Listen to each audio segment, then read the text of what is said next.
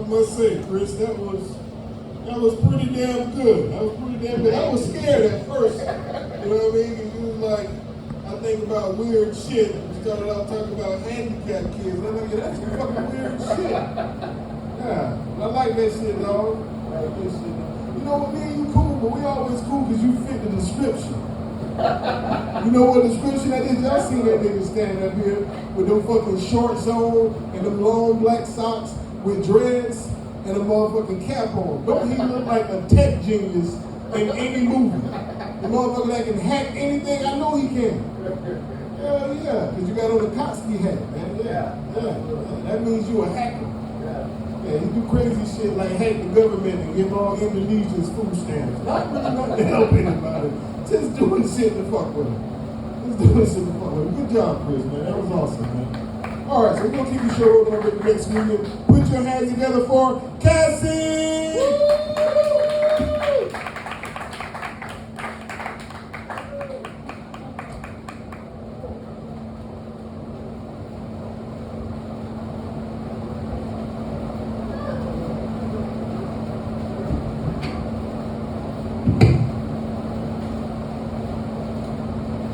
Give it up for Pudgy.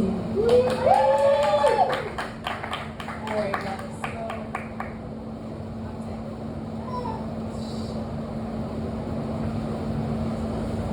So I am 4'11". I'm not a midget though. I missed the mark by about 3 inches, and I mean every guy I've ever dated says that 3 inches is a lot. So you know, by male mathematics, I should be Shaq. But being short, like people say a lot of weird shit to me. I was told that I stand like a little kid doing a spelling bee, which you know, I guess is fair enough. I do probably look like I'm about to spell onomatopoeia for a summer camp scholarship when I get up here. I did have a guy say that he wanted to take me on a date to Toys R Us, and I was like, joke's on you, buddy, because Toys R Us is closed. They went bankrupt. And you know, in hindsight, probably wasn't the best look for me saying that, to know that. I grew up in South Carolina. Did everybody else grow up in South Carolina? Yeah. So like when I tell people that I grew up in South Carolina, I just get like a bunch of looks that they think I should be wearing overalls and my family tree is in the shape of a Christmas wreath. When I grew up, or my parents were from right outside DC, so we used to go there like once a year. And when I went up there in high school, my cousin's about 1.5 years older than me, but she isn't the same grade as me. And her boyfriend was there in the living room with her. And he said, "Oh, you're from South Carolina. Do you know how to read?" And I'm like, dude. I said, coming from a guy who got my cousin pregnant in high school. But yeah, so I feel like South Carolina is just famous for closet homosexual politicians and white collar crime. Have y'all been keeping track of this Murdaugh trial? Because I've been trying to, and it's just like Hulu basically just, sat at a board meeting and was like, let's just keep this ball rolling. Like, how many viewers can we get on season 2 of Murdaugh? Yeah, so far, like, the judge ain't judging anymore, he's showboating. But yeah, so, I've been trying to keep up with the case, but it's like one scandal after another, like, fraud, fake side road shooting, and I just can't keep track of it anymore, because, like, I don't even know what a fucking paralegal does, so, I can't keep track of this shit. I am a bartender. I've been working in a bar for 20 years. Pretty much the only legal advice I can give somebody is, how many drinks they can drink before getting a DUI. And the reason that I've only, been a bartender my whole life is because I grew up in Myrtle Beach. And they don't raise children there. They raise service industry workers.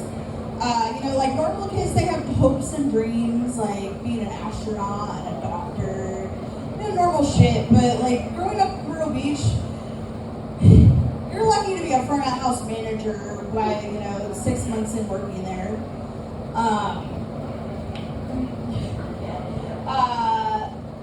So yeah. My best friend, she just found out she's pregnant. Yeah, don't clap for that. It is by somebody she works with, and she works in a restaurant. And I'm like, don't you know the first rule about Fight Club? Like, don't let them come in you, you know? But, she's pregnant, so that automatically means that I'm pregnant. Not physically, but like emotionally. I'm pretty much her baby daddy now. And now she's trying to get me pregnant. Like I signed some, high school pregnancy packs that I didn't know anything about. She thinks that I'm signing up for a kickball league, and that is not, ain't nothing coming out of here.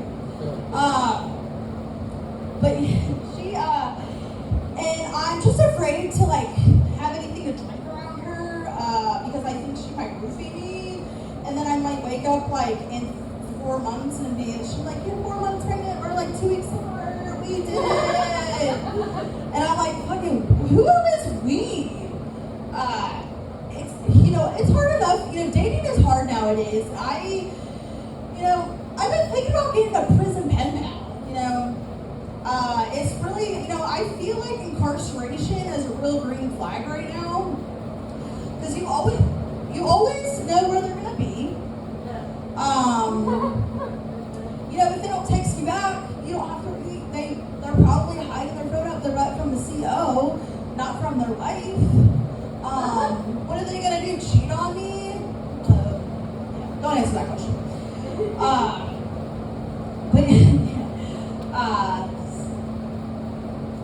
So what else am I going to talk about? So yeah, I really miss working at a restaurant. I work at a hotel right now, and working at hotels. It's so cool because you get people from all different walks of life. But everyone is so unhinged when they step inside those double doors.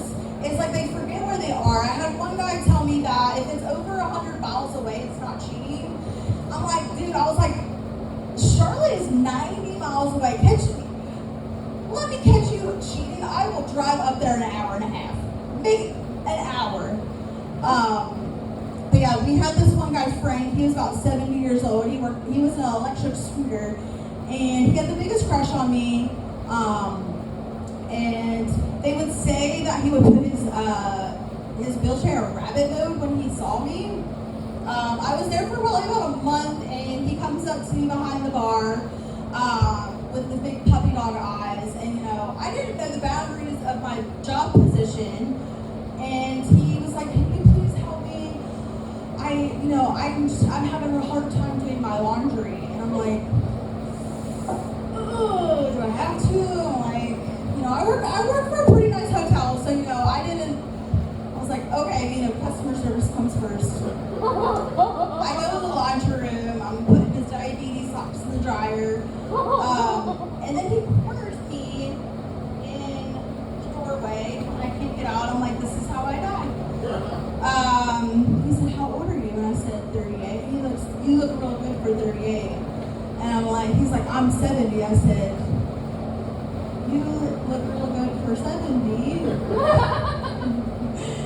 And he asked me if I had any kids. I said no. And then he asked me if I wanted some, and then I got real scared. But I made it out alive, clearly. And, just thinking, the best thing I can do is, he actually moved out of that hotel, 2 weeks later, and he passed away. Kind of sad, but all I'm thinking is, I could have gotten that will when I had the chance. And the thing I've been thinking of lately is who gave who is the HR department for these movie villains? Because they have more batteries dated. I can't even get Chad from Hinge to go on a lunch date with me, and then vampires, they are like, I can't come in and kill you unless you invite me in. And I can't even get a lunch date, and Chad's gonna, text me and be like, can I come over tonight? And then Freddy Krueger, he just randomly shows up in your dreams. I mean, granted, it's only your dreams, very polite.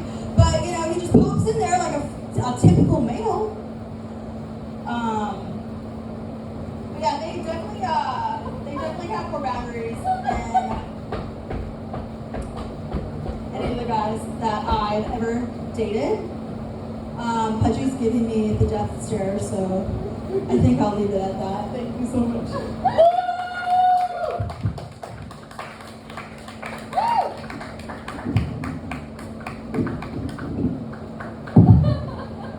One more time for Cassie.